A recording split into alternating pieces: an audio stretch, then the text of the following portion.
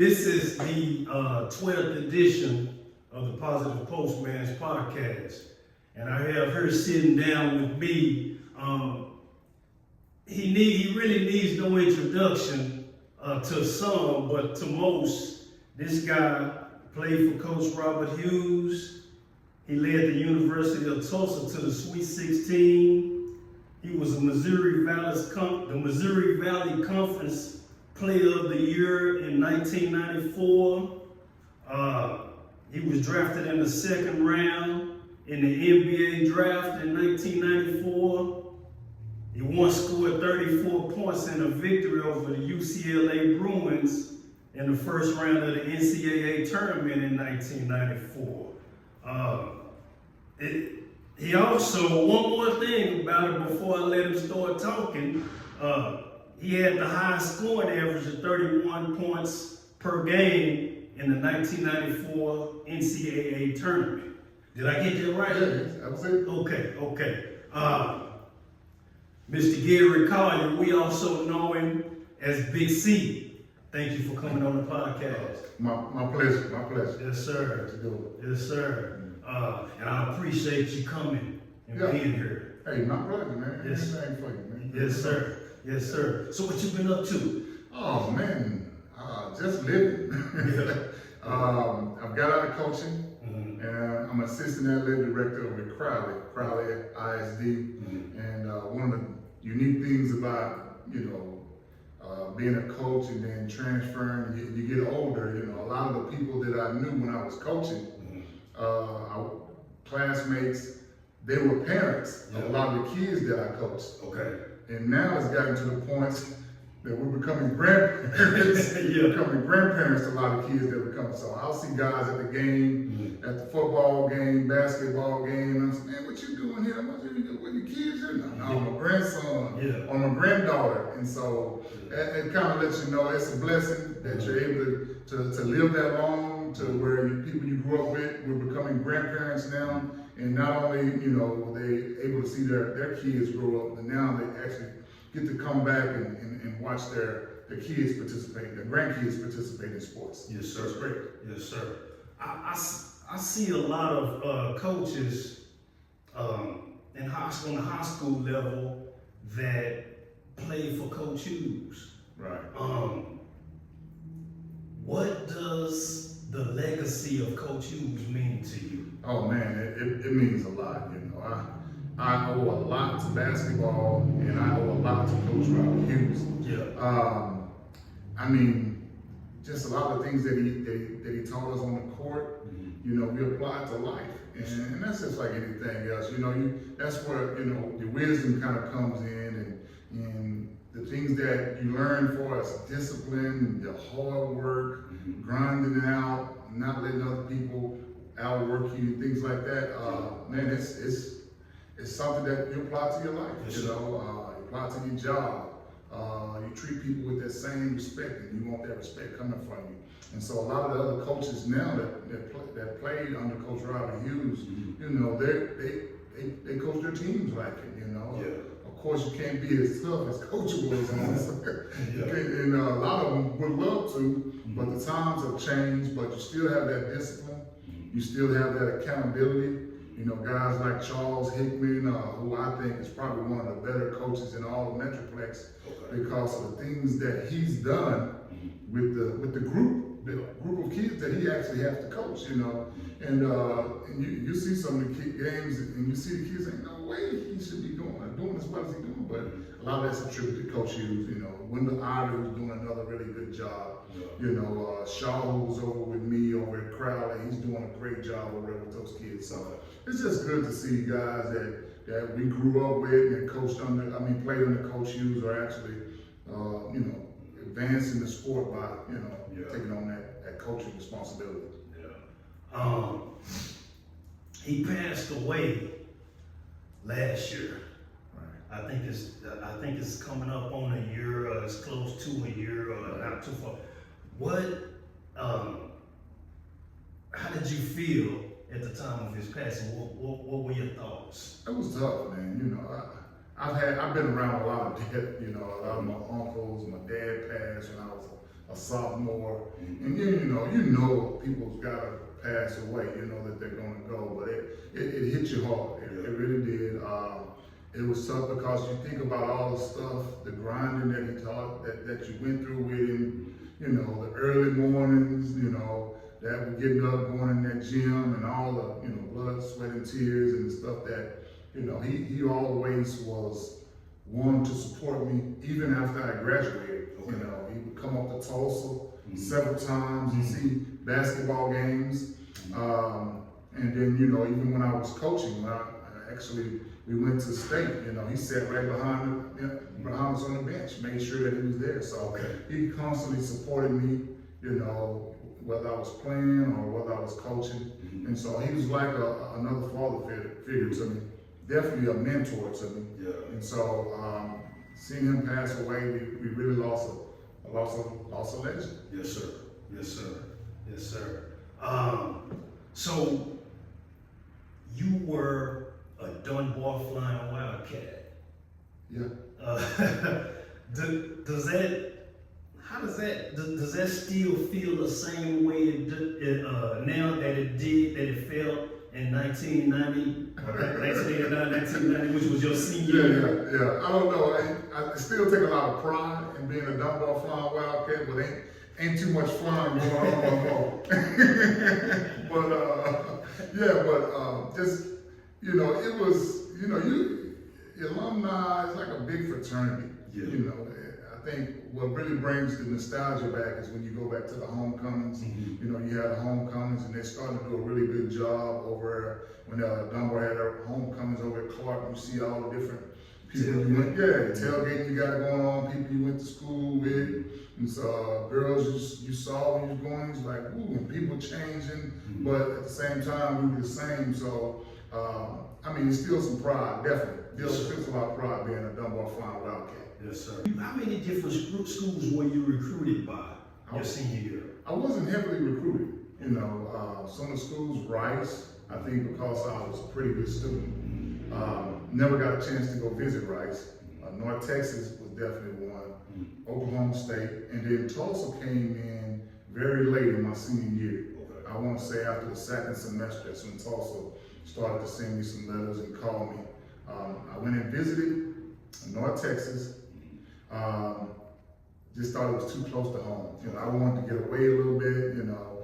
And then Oklahoma State at the time, Leonard Hamilton, he was coaching there when they first started to show interest in me. But then he had moved to Miami, you know, and then there was a new coach that was 87 who was coming in. He didn't, you know, that didn't have any interest in me because the coach that was recruiting me left with Leonard Hamilton to go to Miami. And then Tulsa came in. Tulsa, you know, was a little big man's conference school, you know. You know, I think they didn't have a bunch of 6'10s. And you know me, I was a post. I was a 6'3", 6'4 post. I liked to play around the basket. I loved playing around in the paint. And that was one of the schools I felt like, man, if I went to this school, you know, I could get away with it because they're big guys with like 6'6", 6'7". I've given it to 6'9s. I've given it to 6'10", so I think I could be all right in that conference, you know. So I went up there and visited, and Coach Hughes, he actually, I think he got a degree from Tulsa. He went to Tulsa, and he told me, you know, it was right up the road. It was something that was not too close, but yet not too far. Folks could visit me anytime they got ready. If I felt like I needed to come home, I could come home for a couple of days and go back up. So it was perfect for me. Education-wise, they had maybe like 30, 40 students to a classroom, and that was kind of like what we was going through in high school, you know. It wasn't, you know, you weren't considered a number. Professors, they knew you by name. You know, you didn't show up. You know, they knew you didn't show up, and then they're gonna tell the coach. And so, it helped accountability for the education was concerned. Private school, real small school. I think they had about 4,500 people there. You know, but it was a Division I school, full scholarship, and I decided to go there, and it turned out to be one of the best decisions I've made in my life. Okay. So you once scored when you took Tulsa.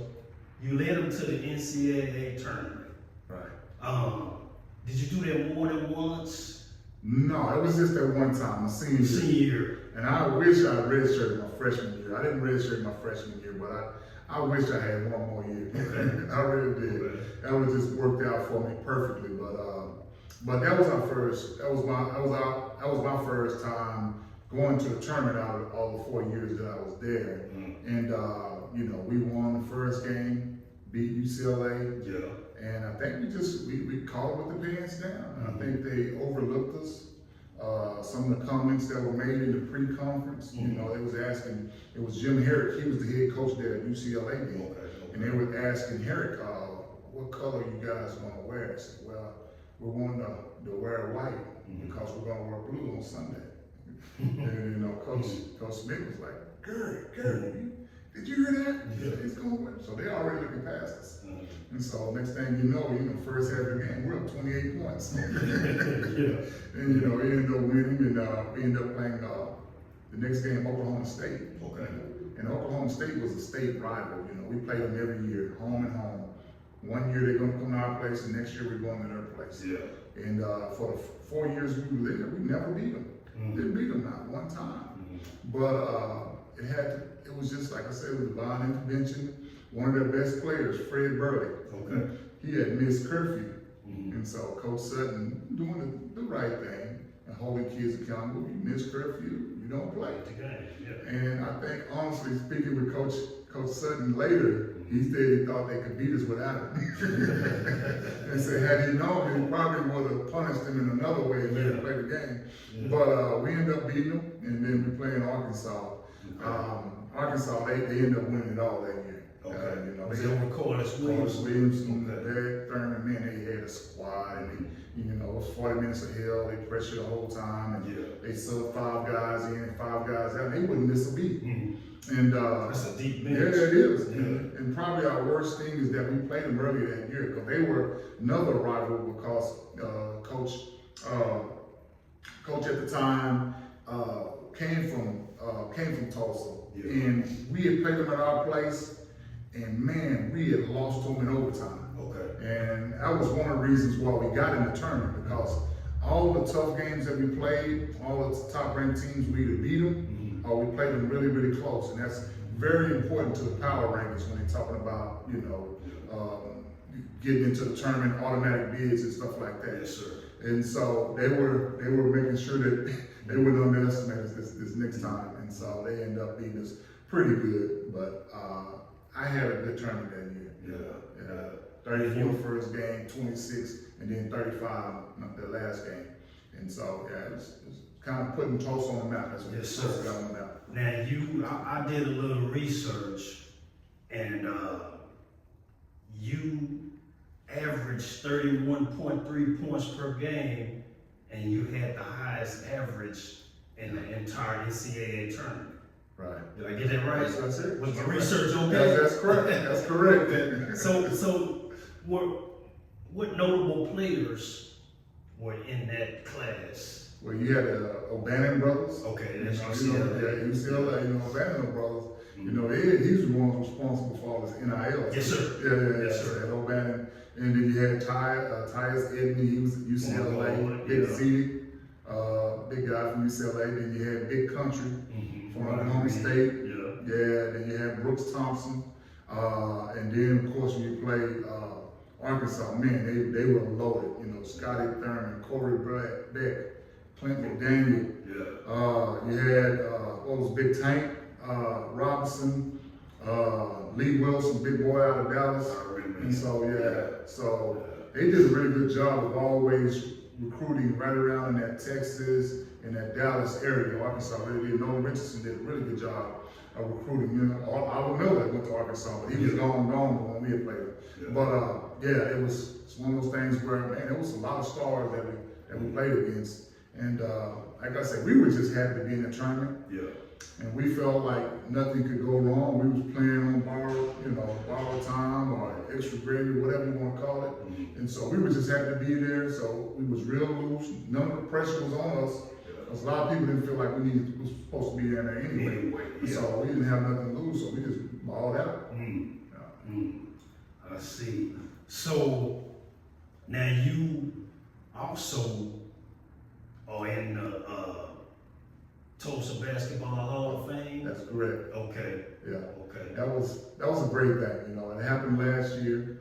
I got the call from an athletic director, same athletic director, Rick Dixon, who was the athletic director when I went to school there.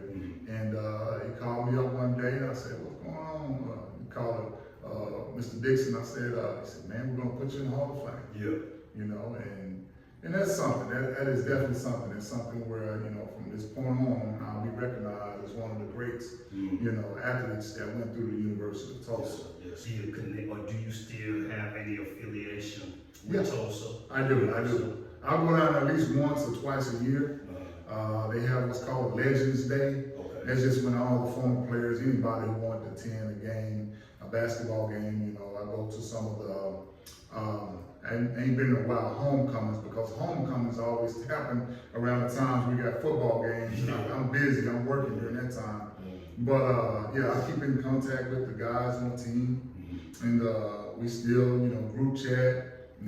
Coach Smith, I just talked to him a couple of weeks ago. Yeah. And he's retired now, but yeah, we talking. So it's one of those things where, you know, I didn't pledge a fraternity.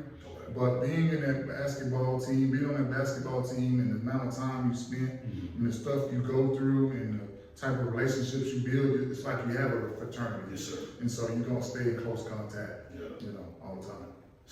The Golden Hurricane fraternity or the Dunbar Wildcat fraternity? Man, that was the Dunbar Wildcat.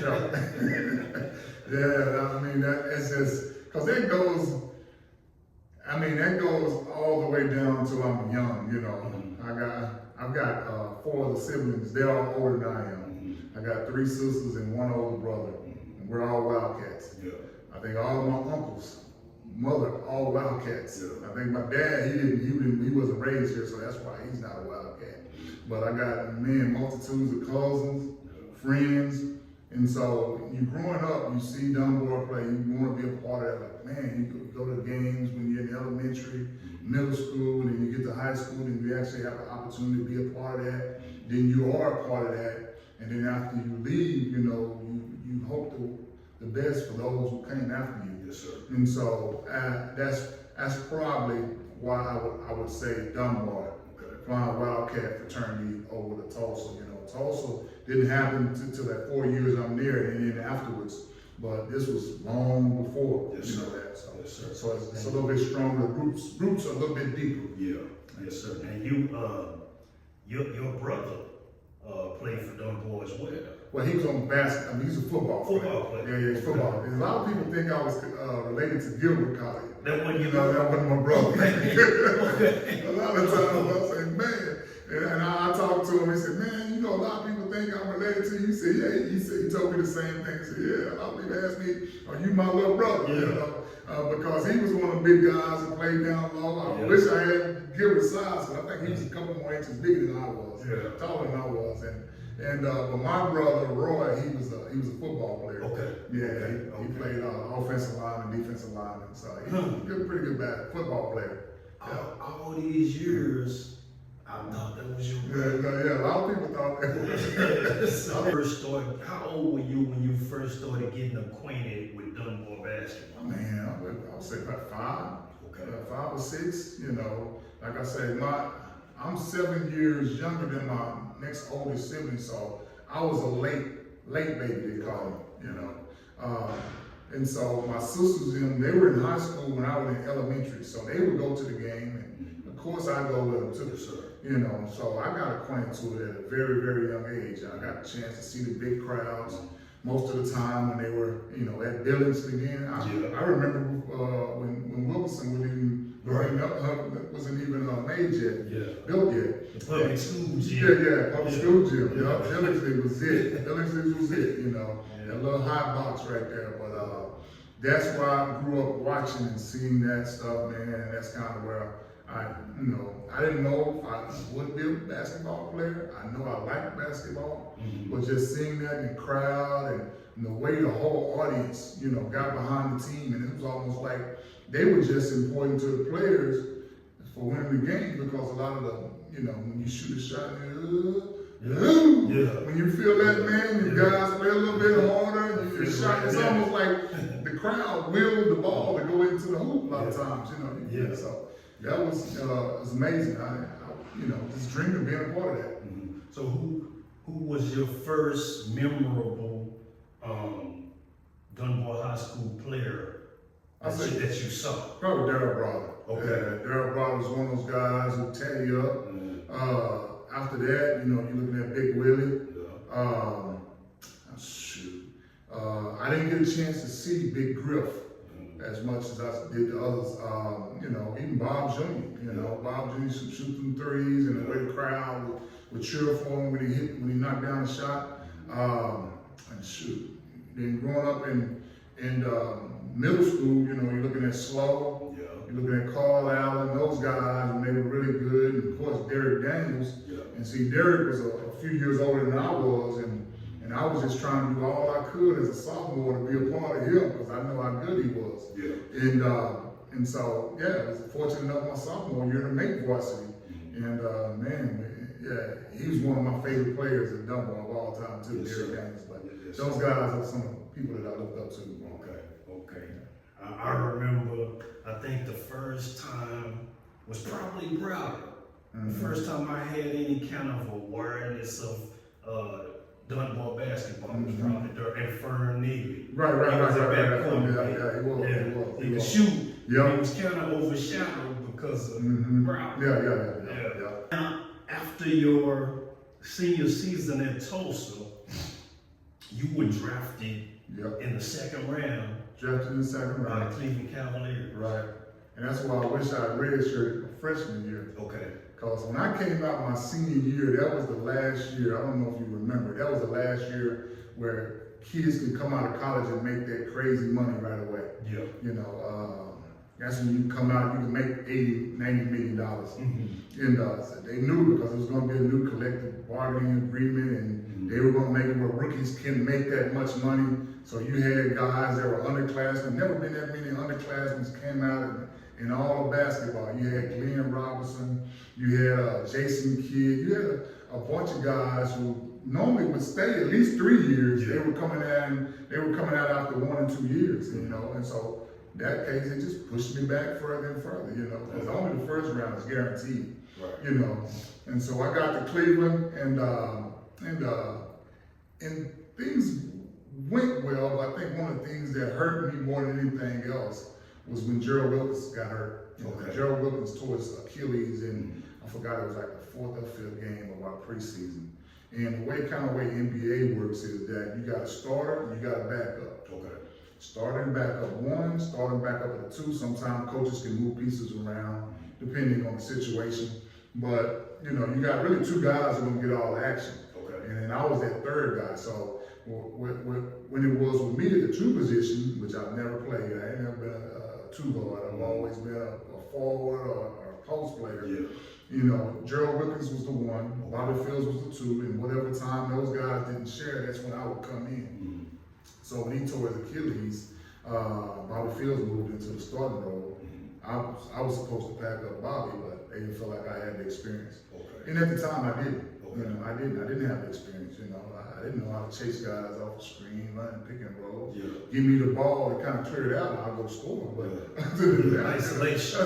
Exactly. So that kind of ended up hurting me, and that's one of the things that they told me and said, Kyle, you've been following you. You was a 6'3", 6'4" post in high school. You 6'4", 6'5", small forward in college.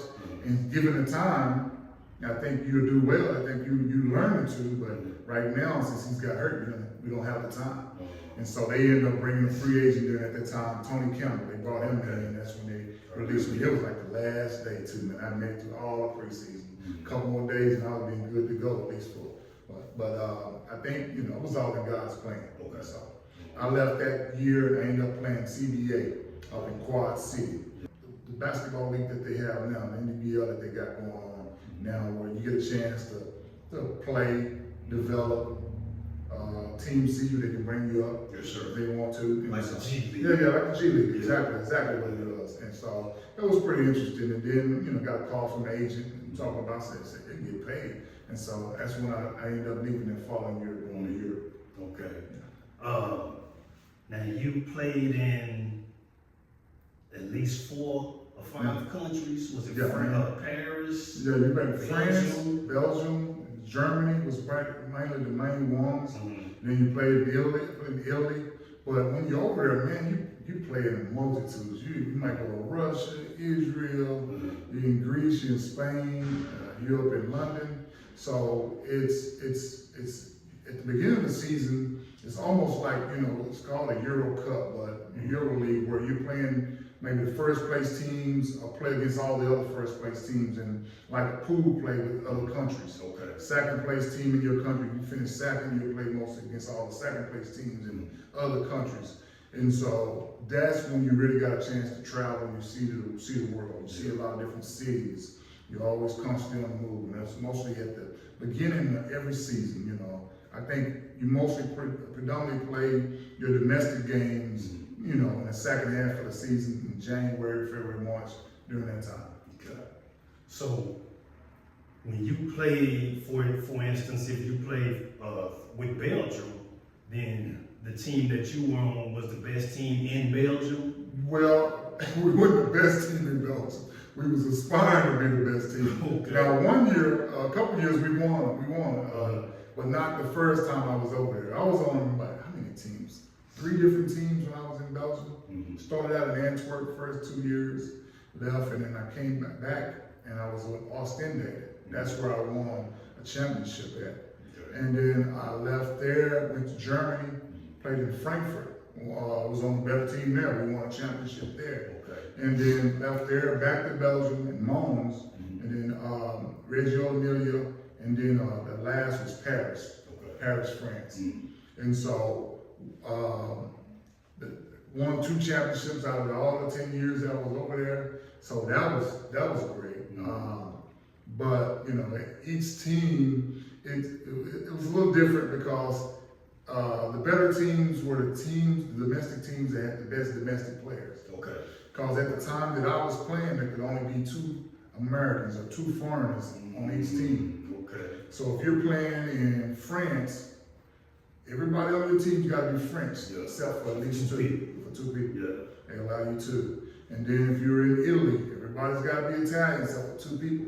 So the better teams were the teams who had the best French players. Because if you happen to play on a team that had the best French players, you're gonna be on the best team, Because the Americans they kind of cross each other out a little bit, Okay, I'm gonna get 21, other Americans get 20 and 17.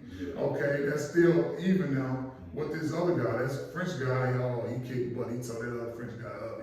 So that's kind of where victory was done at. But toward the end of my year, it changed. I think my last couple of years, it was called the Ballsman rule. Now, the Ballsman rule meant that, they subscribed to the European Union. And so if you're playing for a German team, and now you can have as many other European country members on your team. So as long as you can, they'll have 2 Americans, but you can have as many Croatians, as many Frenchmen, or many German as you want. But just 2 Americans? Just 2 Americans. Okay. And so what the teams got smart at doing, Croatia is really good basketball country. They were really good basketball. That's cool coach. Coach, Raja, Raja, all of them from Croatia. But they'll play for very cheap money. And so you can have a team of maybe 5 or 6 Croatians with the finances or the pay scale of 1 American. And they're good. Yeah, exactly. And they're good. And so I don't care, you ain't got but 2 Americans. And so if you got 5 Croatians, you started kicking butt. So what happened was it started lowering the market for American players and how much they're going to pay American players, because you're not as valuable anymore. Now they can kind of look around, man, maybe that you can find somebody from Spain a lot cheaper than you would for America. American going to play for $240,000. Hey, I got this Spanish guy who's going to play for 90. He's just as good. He's 6'8", do everything the other guy do. So you put the math together. So that kind of hurt Americans. Now I think it's wide open. I think it's wide open. You can have as many Americans as you want on there. So they're trying to come more to the way it is over in the NBA, where you can have as many Europeans as you want. Okay. And we can get away with it. Or does American still provide the most entertainment on the court? I agree. They definitely, American players are still the most exciting. I still think they're the most athletic. Skill-wise, sometimes it's to be questioned. You know, skill-wise, how well can you shoot? How well can you pass? I think, you know, we still are the best defenders when we want to be. We're the best defenders. But, you know, the European countries, man, them cats are closing in. Yeah. You saw it last year in the Olympics. I mean, USA had a really good team, but, you know, and it was tough.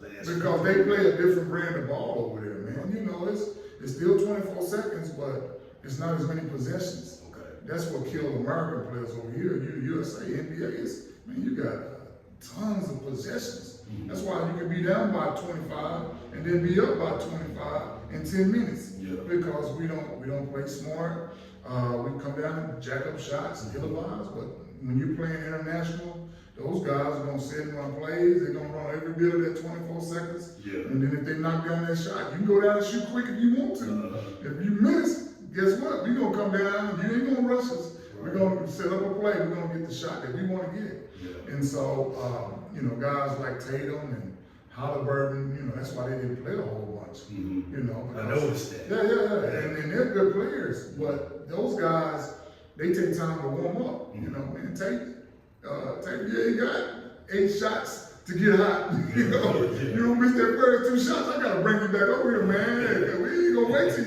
But we know that once he gets hot, he's good. Same way about Halliburton. Once he gets hot, he's good. He's good to go. But man, we don't got 7 or 8 shots for you to miss in order you to get hot. You know, so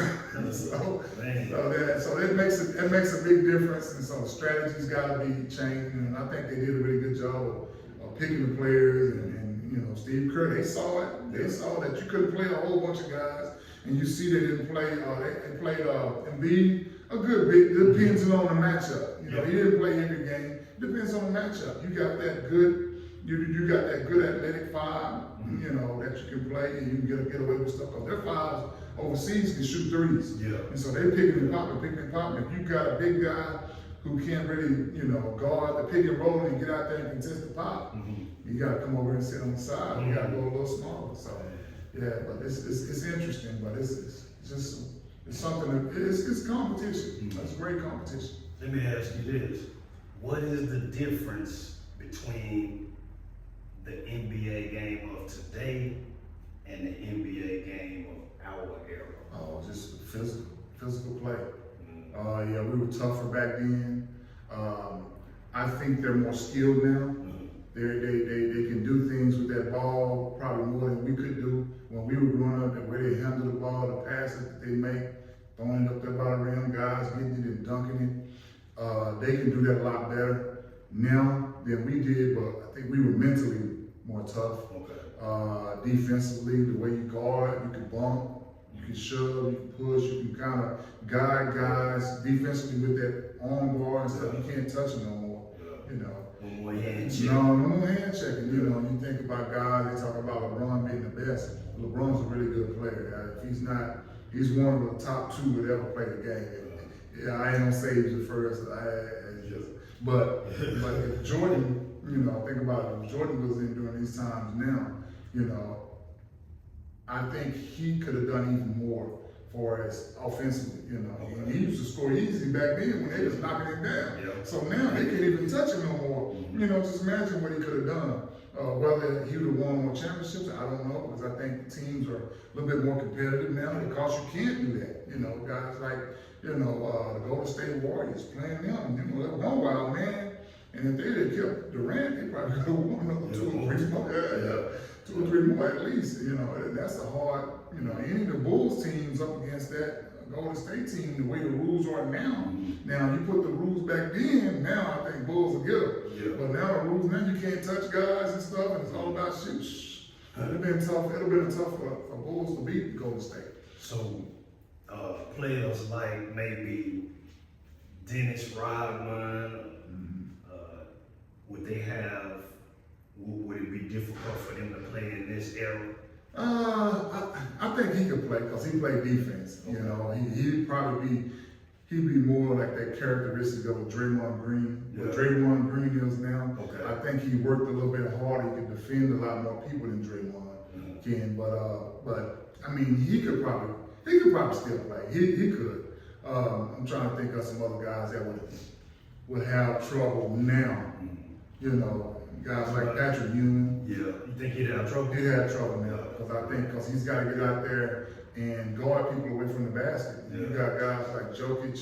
You got the big Wemby down there in San Antonio, and these guys don't post up no more. They don't bang down there where it's kind of easy. Now you got to get out there and get a hand up. Yeah. Them guys can shoot shots, man. They really shoot shots. Ewan had a good mid-range game. Yeah, he did. He did. For a big man. Yep.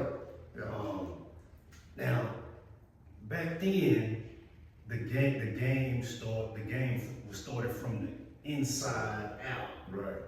What happened? I don't know, man. He fell in love with the 3-pointer. They fell in love with the damn 3-pointer, man.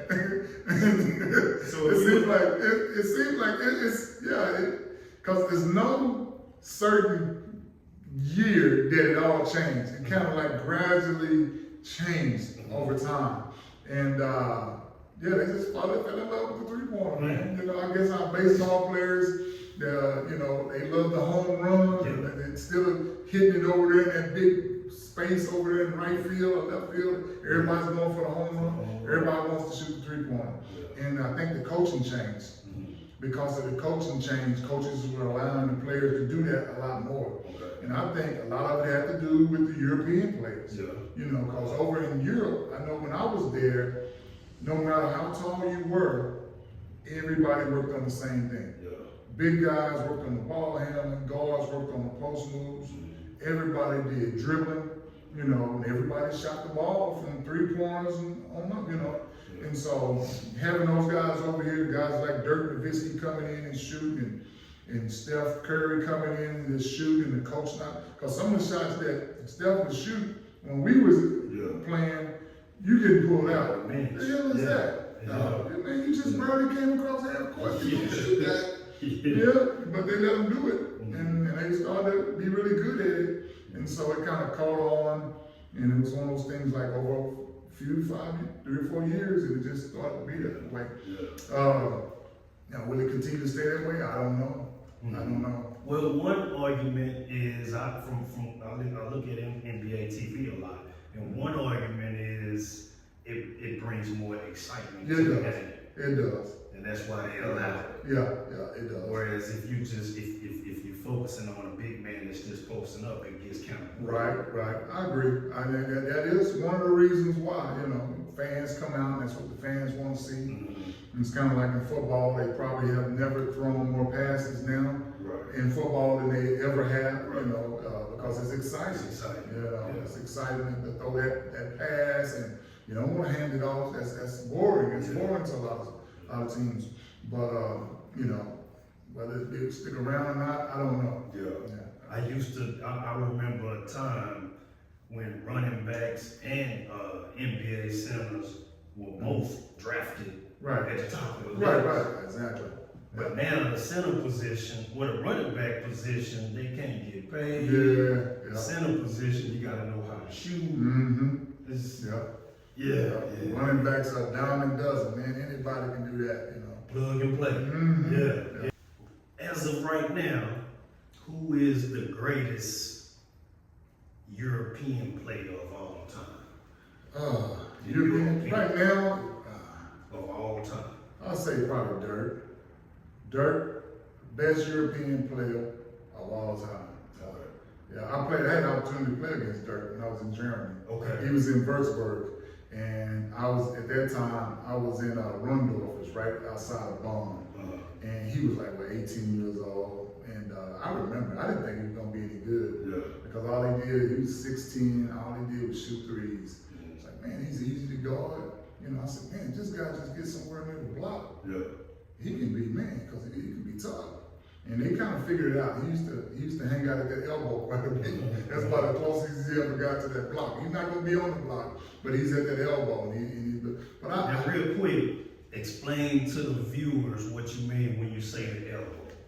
Elbow is that free throw line. You know, you got the free throw line that come across. It's those two. It looks almost like an L too. Yeah. It's at that right in that semicircle of the free throw line. Okay. Right there. Yeah. And so, mid-range. The mid-range. Yeah. Mid-range. Yeah. So that's what you say. That's where Dirk hung out. That's where he hung out at, because that's where he was the toughest to guard. Whereas if you had a bigger guy who's able to contest his shots, they might not be as quick as he was. And if you have a smaller guy who's, you know, he's not going to be able to dribble, he could shoot over him. And that was like that. And it's just free throws, you know, it's free throws. It's like you pick your poison. At the elbow, the defender can't play in front of you. Play in front of you, you're going to throw a lob for an easy layup. Yeah. Guy play behind you, that's kind of what Dirk wants. He's got the little fade away, step back to the one-leg shot, you know. That's a free throw. It's a free throw because it's not so far away from the basket. But it's mid-range, and it's just hard to guard. And so I would say, how did you guard him? I mean, when he was playing, he just hung out at the three-point line. Okay, so it was easy guard. Yeah, he was an easy guard. Yeah, he was an easy guard. Now, he could shoot. He could shoot three-pointers. Like, we would always, you know, help off of him because he was 18 years old. If he do hit a shot, okay, that was a lucky one. At three. You don't hit two. Yeah, you can hit two. Okay. The next thing you know, you don't hit 5. And so, but he didn't play defense. Yeah. Defensively, you could take advantage of him a little bit. And I think Dallas did a good job of kind of hiding him a little bit defensively. But yeah, I think he's probably looking at all. I'm like, man, I'm trying to think of some other. You know, Tony Parker, he was a really good one. You know, I played for Tony Parker's team after he left. I didn't play with Tony Parker. Okay. I played for his team after he left. What's the big guy? Played up in Portland, whose son plays at Sacramento. Sabonis, yeah, he was a pretty good. But Sabonis, when Sabonis got here, he was kind of at the later part of his years. I heard that he was really, really good when he was younger. They could have got him around 21, 22. He probably would have been that best player of all time. Was he Spanish? No, I think he was Lithuanian. Okay. Yeah, it's kind of like close to Russian or something. Yeah. And so when he came over, he was like 20, I want to say 28, 29. So a lot of his better years were behind him. And but I think probably out of all the players that I can think of, I would probably say Dirk. Yeah. I want to say he's one of the only guys, European players, that's got a statue in front of the stadium. Okay. Not that I can think of. I can't think of any other. What about the Joker? Joker? He's got an opportunity to be that. Yeah. Yeah, he is. And his career's not over yet. He could be one of those that, that's the best one. Yeah, he is. He is nice. Now, what is your knock? Because I didn't hear you mention it. What is your knock on Luka? Luka don't play no defense. Okay. Yeah, I think he cries a lot. Okay. You know, it's everything that goes against the Dunbar Flying Wildcat.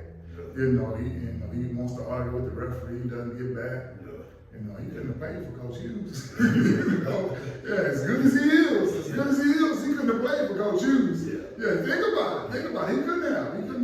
Or he would have to change that. Okay. You know, I think he probably could have played, but it's a lot of stuff that he would have to change. Yeah, he would have to toughen up. You know, that's the only thing. But I think offensively, man, he's about as gifted as they come. Yeah. You know, I think his condition is not very good. He's a little overweight, but he works it really well.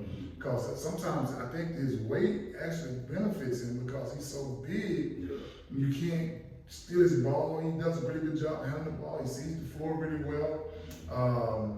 I don't think he's an excellent shooter, but I think he's a scorer. Okay. There's a difference between a shooter and a scorer. Yes, sir. Yeah, he does a really good job of putting the ball in the hole. And I think he makes the shots when he really needs to make the shot.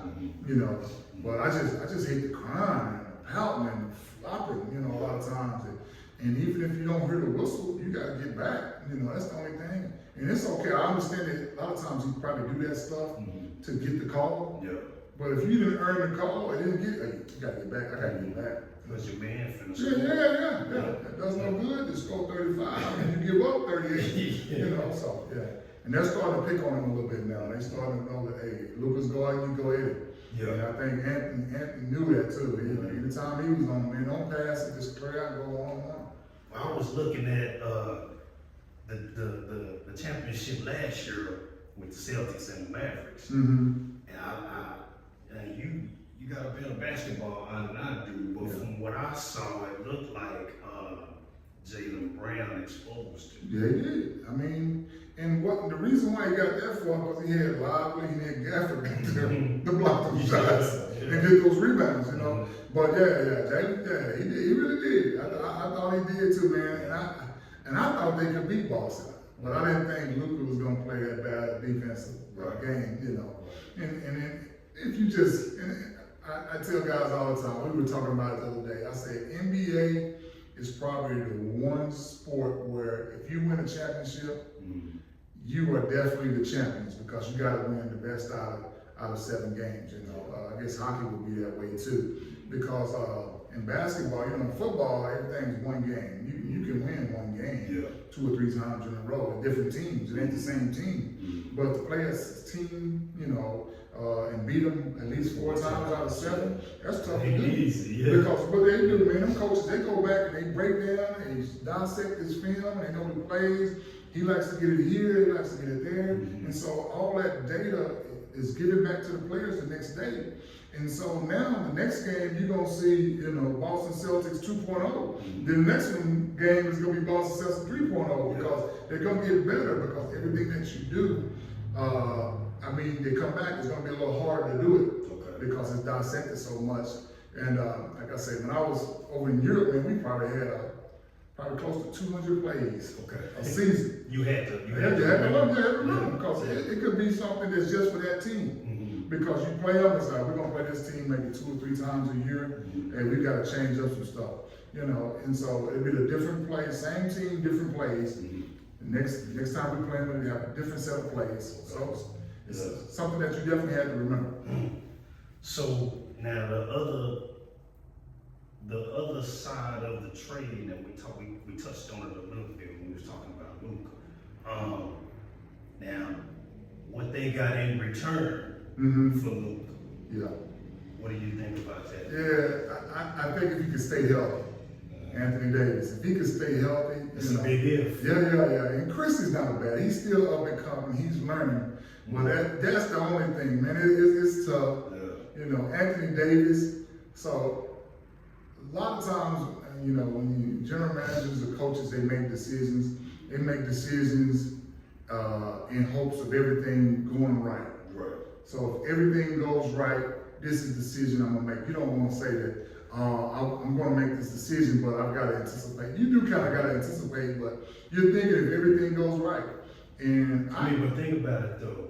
Anthony Davis for the last 5 or 6 years has missed at least 30 games a year. I know. So if you put your GM hat on, I know. Is that a trade that I you know. want to make? Maybe not Anthony Davis. I think they wanted to get Giannis. Yeah, but I think as a coach, I know how important culture is. And for what I really believe is, I thought Nico thought that Luka was not really good for the culture that they're trying to build there.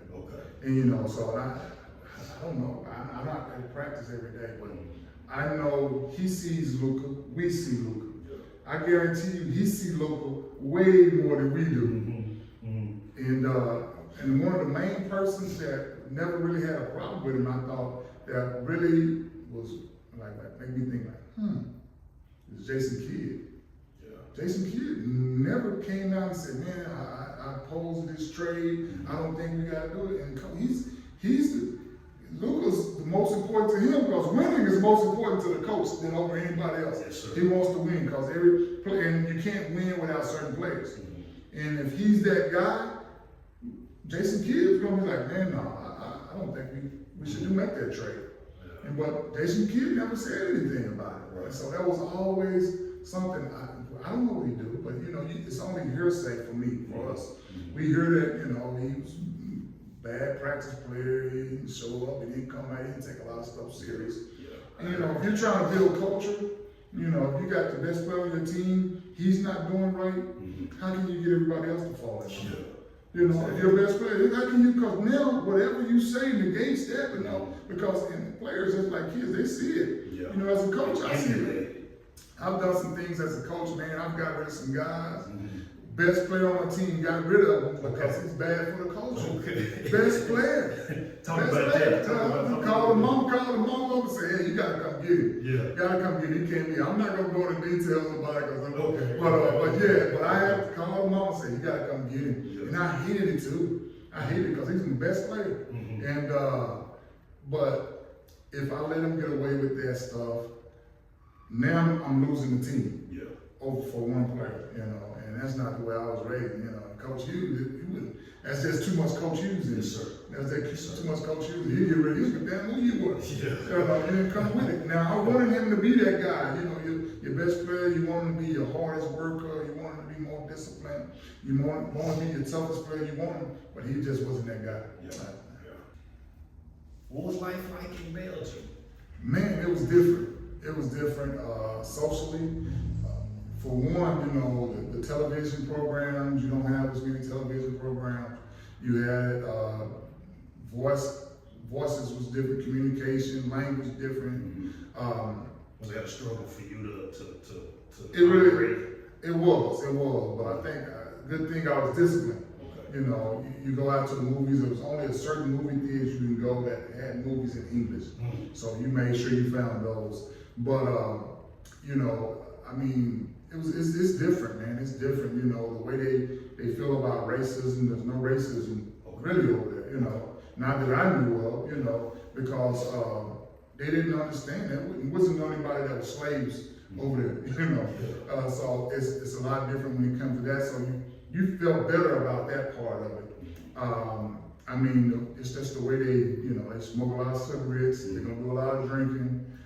Sexually, they're okay because hey, you'll watch something on TV and you'll see a nude body. It's a skin cream commercial. I said, you would never sell this commercial in the US, but over there, it's nothing.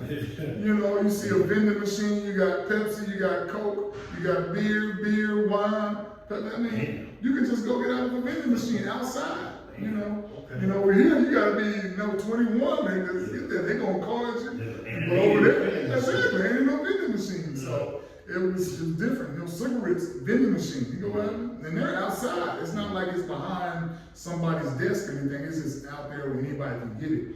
So that culture was a little bit different. But Europe is an very old place. You know, you'll see a building that's been built in 16 whatever. I was like, man, that's older than the U.S. itself. Yeah, this building right here. You know, so history. Man, but it was great. I think I would advise everybody to experience that. Go over to Europe and see different things, see the different cultures. It made you appreciate your culture. You go out to eat, and you're gonna get a little bitty drink. There's no free refills. I know back then it wasn't free refills. So you get this little drink, you want another drink, you gotta pay another $3. So the cost of living was expensive. Cost of living was a little bit more expensive. Yeah. And man, it's different though over there. I don't think I started drinking beer. I didn't start drinking beer until I played in Europe. Okay. Our main sponsor was Moss Pills. Yeah. And after a win, the owners and the general managers and all the boards, they want you to come up there and drink a beer. Yeah. And beer was nasty. But you're so thirsty after a game, after a while, that beer started tasting good, man. That's what started me drinking beer. Then you go out to a restaurant, you can buy a soda, a little small soda about this for $3, and you get that big tall Cristal Weissen, a beer for like $1.85 or something like that. So the beer was cheaper than soda. Yeah. And so, but Mercedes and BMWs, they got them a dime a dozen over there. They're really cheap cars over here. Over there, where they're kind of a expensive luxury items over here. They're not viewed that way over in Europe. So you bring some home? No, I didn't bring it home. I didn't bring it home. I rolled in quite a few of them while I was over there. And the thing about it, you didn't get paid the millions of dollars that guys got over here, but they're gonna put you up in an apartment, all paid for. They're gonna give you a car, all paid for. All you have to do is pay for the gas. I think one of my biggest bills when I was in Europe was the phone bill. Phone bill. Now the phone bill is non-existent. because we didn't have Skype, we didn't have FaceTime, and you can get on the internet, do all that. Everything was gonna cost you 25 cents a minute. Oh, wow. 25 cents a minute. Sometimes in the peak hours was $1 a minute. Yeah. So you made those calls very few and far between. Man. Yeah. How many years did you play overseas total? 9.5, almost 10 years. The last year that I wasn't going to play, I ended up going back because I was trying to get into coaching. Okay. But I didn't have overseas. No, coaching here. Coaching here, but to be a high school coach, you have to have a teacher certification. And so I didn't have one. And so hung around here and got a call from my agent, said, man, you want to come and play in Paris, France? This was like in November, December. And season had already started in September, so I had missed a couple months. I said, yeah. And so I ended up playing there my last year, and then that next following year I got into coaching. Yeah. Did you play against any Dunbar High School players over there? No Dunbar High School players over there. I'm trying to think of some people that I knew. Because I know we had a couple of other ones that went. And there's so many leagues over there. Okay. Yeah. You got so many leagues. You got each country got their own league. And depending on where you are, you'll play some tournaments with teams in other leagues. Yeah. And then this was just in Europe where I was at. I was in Europe, but then Britain had their own league, Russia their own league, Israel, Greece, they had their own league, and you got South America. They got their own league in a lot of different countries down there. So basketball is one of those things where it could be that you got some guys from the same school during the same time who would never run into each other. And even each league's got different divisions in it. And so, because I know Spider spent a significant amount of time overseas. And I tried to get Spider to go along earlier than what he did. And he played NBA a few years, and I said, man, Spider, because I know his resume and what he's done. And I said, man, you can make a lot of money over here. Okay. But he finally figured it out and went over there and did that. So I tried to get him over there a little earlier than what he did, but from what I hear and what I know, he had a really successful career. Yeah. Very successful career. Put together an all-time starting five Dunbar Wildcats. The point guard position, the two guard. You can't be on. Yeah, I can't be on that. No, you can't be on. Oh man, number one, the point guard. The point guard is Derek Danis. Okay. That'll be Derek. Man, two, I'm gonna say Robert. Okay. Although they can go back and forth, either one of them. Right. Three, I'm gonna say Spider. Okay. At the four, I'm gonna put Jeremy's. Okay. Jeremy's. And then at the five, probably say Big Griff. Big Griff. All time for me. Yeah. He went to Illinois. Went to Illinois. Yeah. Had arms so long, it was ridiculous, man. Yeah. But it could be questionable, man. I mean, that's a good team. That's a good team, man. I'm trying to think in my head who I can. That's a who would it be for you? Man, I could interchange Browder and Derek at the one. But I think Derek was much more of a pure point guard. Yeah. He gonna beat you that ball. Think about Derek, man. All you had to do, I played with my sophomore year, and all you had to do was run hard and catch the ball. Yeah. You don't know how the ball is gonna get there, but you just catch it. You know it's gonna be catchable. It's gonna be catchable. You just gotta catch it. Because if you're not, coach gonna bring your ass out. If you ain't catching it, you come over and sit down. But all you do is run hard. Did he ever hit you with any passes? Yeah, no, he didn't hit me with no, because I was always ready. Yeah, I'm sprinting from the time I get to half court. I'm looking back. You're looking back and you keeping an eye on it. And sometimes you be like, you catch it and you score and you be like, I don't know how the damn ball made it do that like that. But that's all it took, man. That's all it took. Yeah. I can't think. I mean, it's some good players, but I can't. They don't crack that five. Right. Like you had Burks. Burks definitely. Let's see. You had Who else, man? You had Codeine. Yep. Lil Fred. Yep. Black Randy. You got Otis, man. Yep. Yeah. Randy Williams. Yeah. It's a lot. Man. Charles Higgins. Shoot, man, you come up with so many guys, man. Myron, one as far as shooting, that's smart. Yeah. He keep everybody honest. Yeah. I remember when that 3-pointer first came out, and he was going through the Navy. He started hitting them doggone threes, man. Because 87, right? Y'all, was it y'all freshman year? Yep. And so, man, that was like I said, it should have been a long time ago for Myron to really benefit off of that, you know. Shoot, man, there's some play. You got Lance. Yeah. Lance. You got Mike Boz, man. You got You got like Shaw. And there was a couple of youngsters that played on the last team that went to state with Bob Jr. One of them name was Logan Ray. And I can't remember the other one name, man, but they was nice. Was that the Jones kid? We had one kid, the Jones, who had a crossover. He played for Bob Jr. too.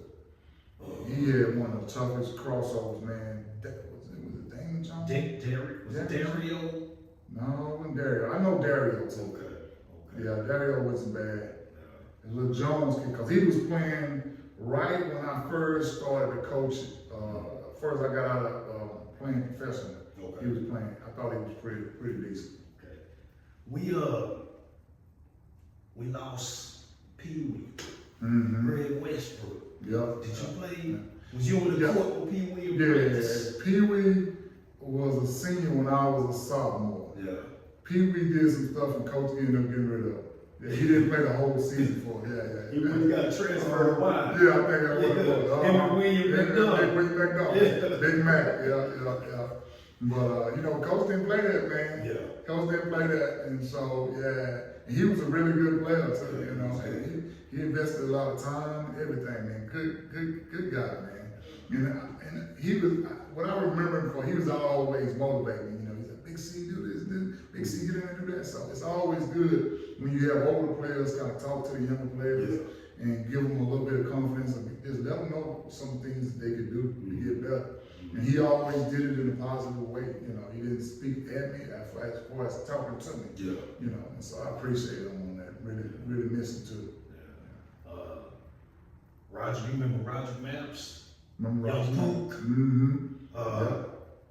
He came out in '88, but he couldn't. You know, his off the court antics kept him off, but he could shoot. Right. And to me, he was kind of like the earliest version of Steph Curry. Yeah. Really good, man. He used to step across and really good. Let it go. Who are your influences? My influences, for me, has always been my family.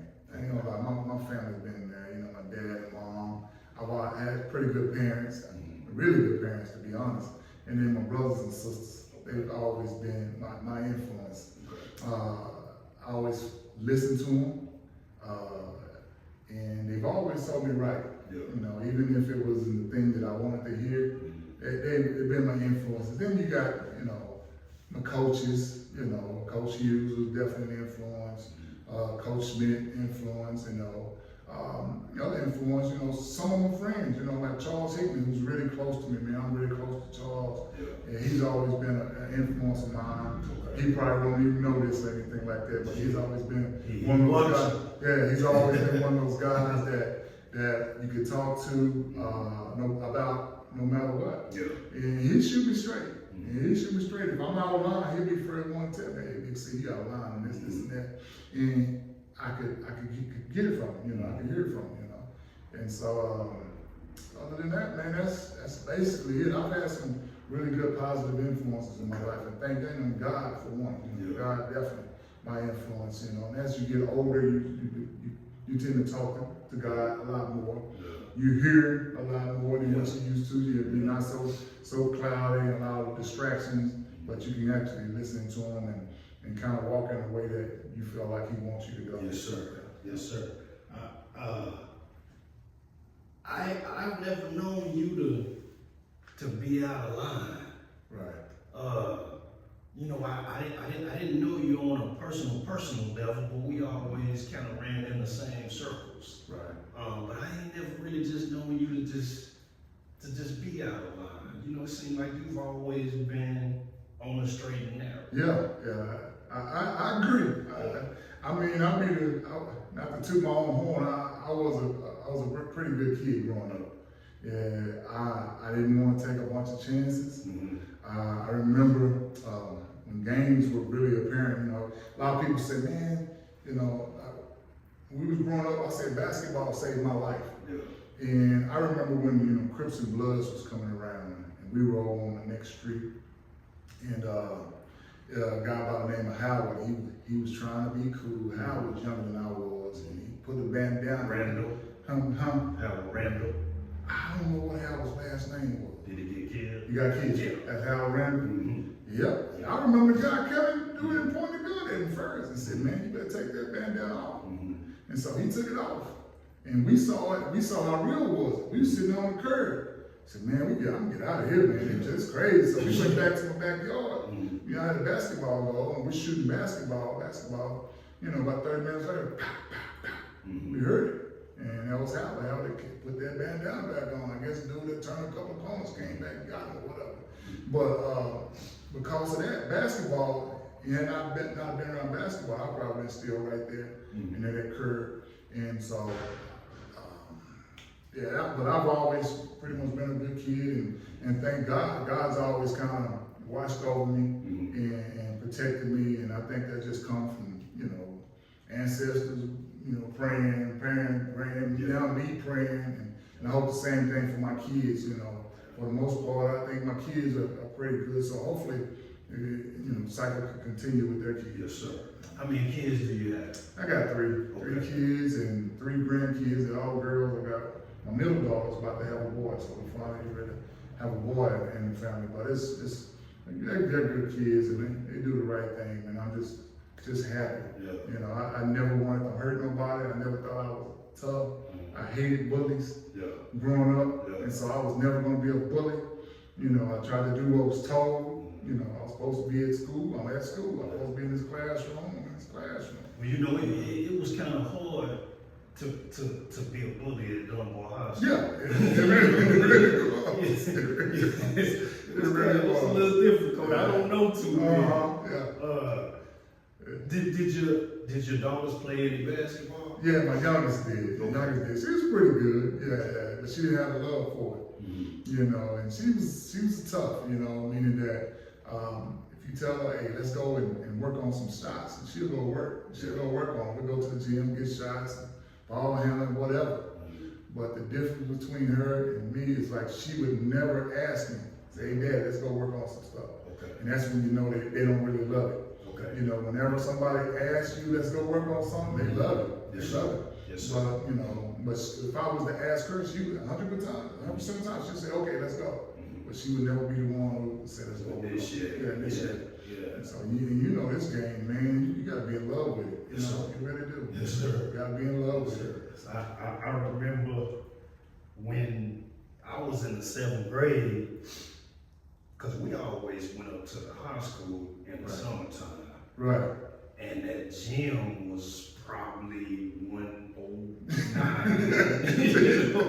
But you couldn't meet us in that gym. Right. And put it this way, it was cooler outside. It was like 103 or 104. It was cooler outside than it was in the gym. Yeah. Because you couldn't wait till after you get done getting your running to go outside to cool off. And it was hot.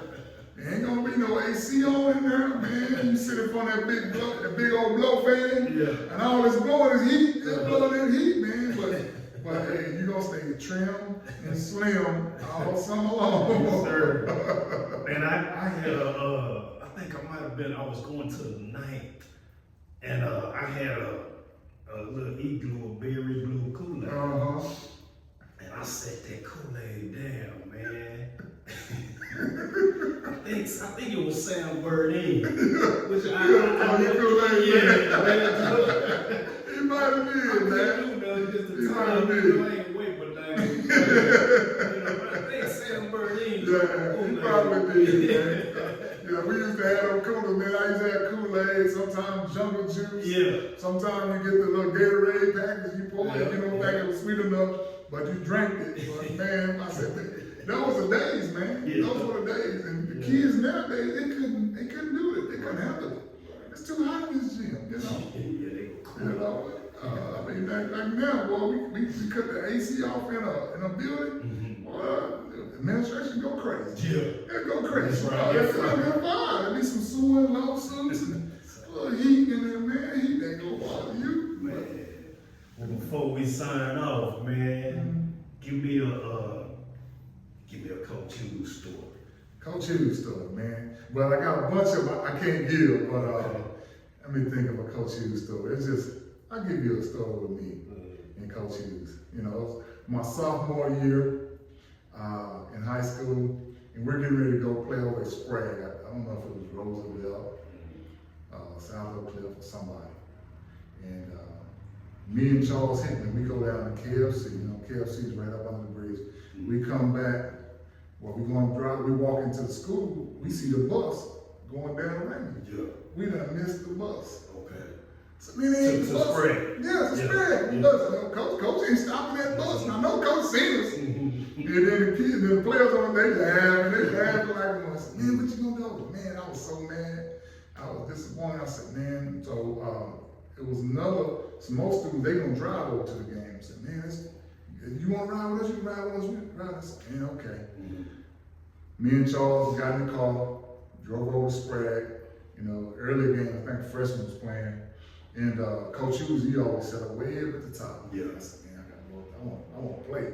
You know, I know I ain't bringing stuff. I want back the gym bag, all that stuff. You know, all I got is these shoes right here. Now I can hoop in the shoes that I had on, but I had on some gym shoes. Yeah.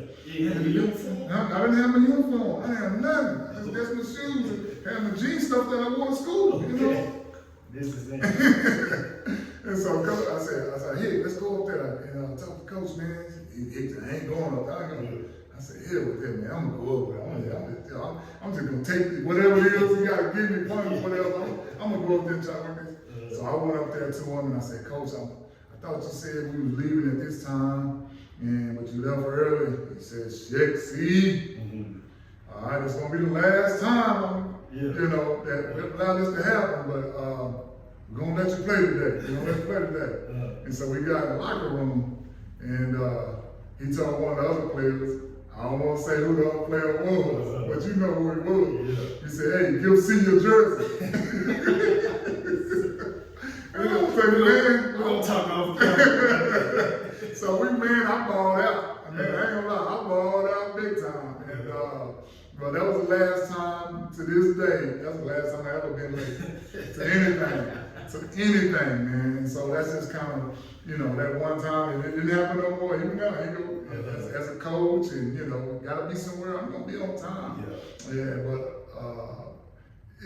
But Coach is a great guy, man. He's a great guy, but he's got a bunch of stories, to tell, and some of it is just privileged information. Yes, sir. You know, because he's gone now and stuff like that. But he's always been. I thought he was more of a just man as opposed to being fair. Okay. You know, and he believed that if you work hard enough, you know, you're gonna make up for a lot of the stuff that you were lacking. Yes, and you know, as a basketball player, and even as in life, you worked hard enough. And so I still apply those things to me today, man. And that's, I really miss him. I do. I really miss him. But I appreciate the stuff that he's brought to my life. Yes, sir. Yes, sir. So who was that had to get his jersey up? It was Ivory. It was Ivory, man. So he was a senior too. So say, man, it's been a pleasure. Man, same here. Yes, sir. Same here. I enjoyed it. Yes, sir. Yes, sir. Positive Postman. I love it, man. I love it. All right. Say signing off, man. I'm the Positive Postman, and this is my guy, Big C. And we out. Right. Peace.